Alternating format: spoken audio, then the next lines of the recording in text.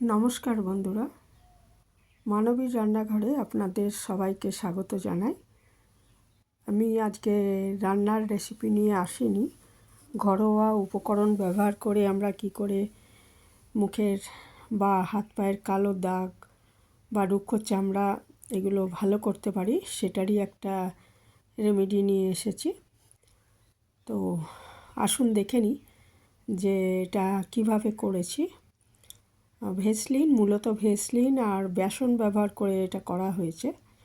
তো এর সঙ্গে আরও 2-4টে জিনিস দিয়েছি, সেগুলো কি কি সেগুলোই বলবো আপনাদের। মুখে, গলায়, হাতে, পায়ে এটা ব্যবহার করা যাবে। তাহলে অকালে চামড়া বুড়িয়ে যাওয়া বা ধরুন ব্রণ হয়েছে তারপর সেরে যাওয়ার পর কালো দাগ বা চামড়া ফেটে যাচ্ছে, এগুলো কিন্তু এটা ভালো হবে আর কি। তো এর জন্য প্রথমে আমি একটা ছোটো চামচের হাফ চামচ ভেসলিন নিয়েছি। এটা তো শীতকালে আমাদের সবারই বাড়িতে থাকে। শীতকাল কেন, সারা বছরই থাকে, শীতকালে ব্যবহারটা বেশি হয়। এটা এরকম চামড়ার রুক্ষ ভাবটা দূর করবে আর ময়েশ্চারাইজও করবে চামড়া। আর নিচ্ছি নারকেল তেল।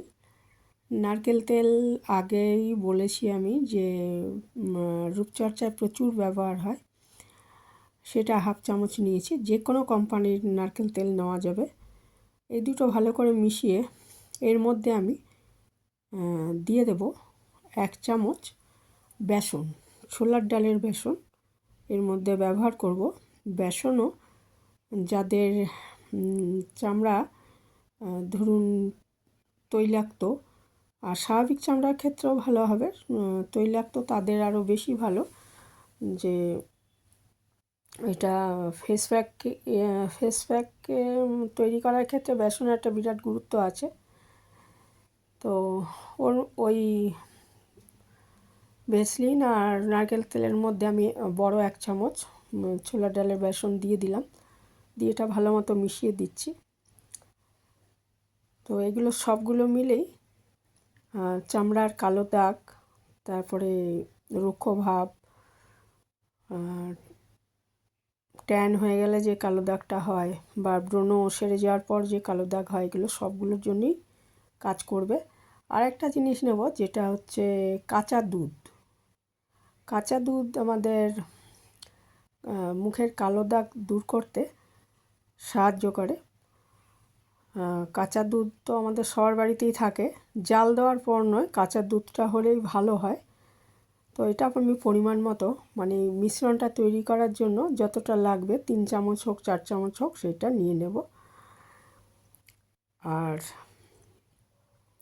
এর মধ্যে আরেকটা জিনিস আমরা ব্যবহার করব, যেটা ত্বক ফর্সা করার জন্য আমাদের কিন্তু সবসময়ই আমরা ব্যবহার করে এসেছি, সেটা হচ্ছে হলুদ।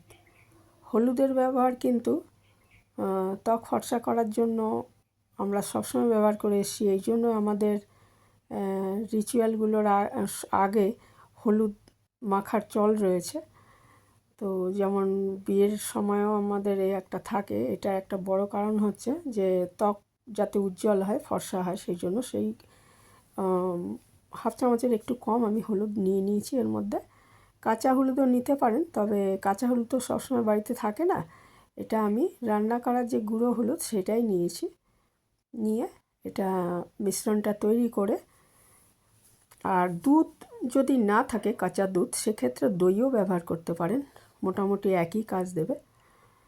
আর এগুলো আমি মুখে দিয়ে দিচ্ছি, চোখের চারপাশটা বাদ দিয়ে আর ঠোঁটটা বাদ দিয়ে বাকি মুখের সমস্ত অংশেই এটা মাখবো। আর হাতেও মাখবো আর পায়ের পাতাও মাখবো। তাহলে কি হবে, ত্বক উজ্জ্বল হবে, কালো দাগ দূর হবে, রুক্ষ ভাব চলে যাবে।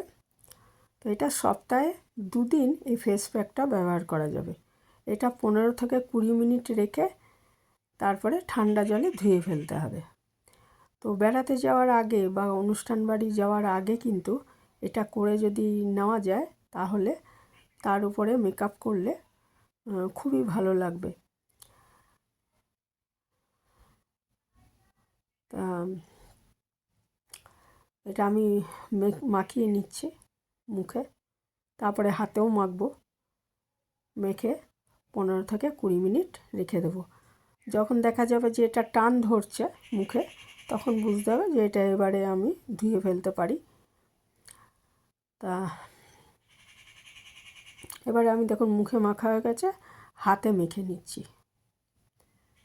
তাহলে হাত তো অনেক সময় দেখা যায় যে আমাদের মানে হাতগুলো বেশি কালো মুখের তুলনায়, তো সেটা এটা ব্যবহার করলে আস্তে আস্তে হাতগুলো ফর্সা হবে আর কি আগের থেকে।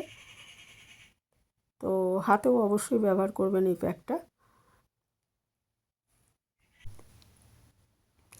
দুটো হাতে আমি ভালো মতো মেখে নিচ্ছি। তো চান করার আগে ব্যবহার করলেই ভালো হয়, তবে ইচ্ছে করলে অন্য সময়ও ব্যবহার করা যায়, তবে ওই মিনিট 20 রেখে তবে ভালো মতো ধুয়ে ফেলতে হবে।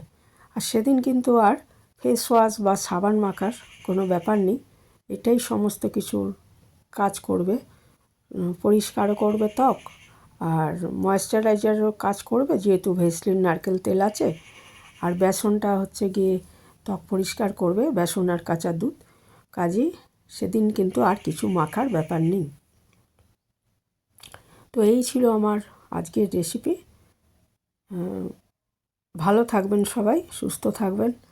আর খাবার সাথে সাথে আমাদের চামড়াও ভালো রাখতে হবে, কাজেই খেয়েও চামড়া ভালো রাখতে হবে, আবার এইসব রূপটানগুলো ইউজ করলেও আমাদের চামড়া ভালো থাকবে। তো এই ছিল আমার আজকের একটা ছোট্ট ভিডিও।